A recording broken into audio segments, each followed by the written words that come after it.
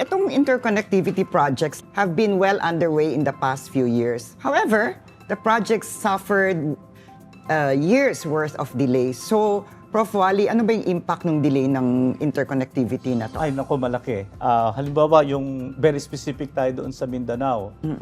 Matagal na yung interconnection project ng Visayas and Mindanao.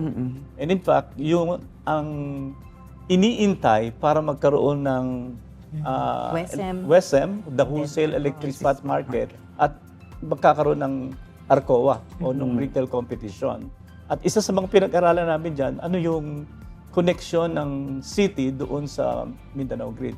Isa sa mga nakita namin doon ay yung paano tumaas yung presyo ng Mindanao consumers because of the delays of the interconnection.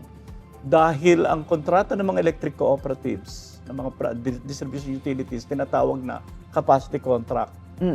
Kung wala kang WESM, kailangan mong kontratahin yung buo mo, peak.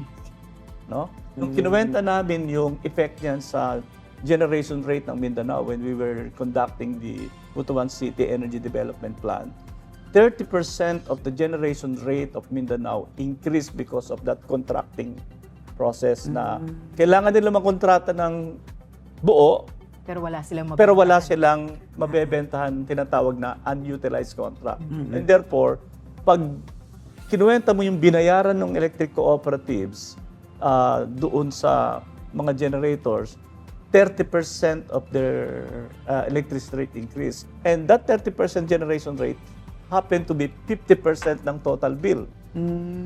Meaning, ang net effect ng delay for 10 years, from 2015 to 2024, kasi 2024 tayo nagkaroon ng interconnection, 10 taon na 30% higher ang generation rate sa Mindanao because of that.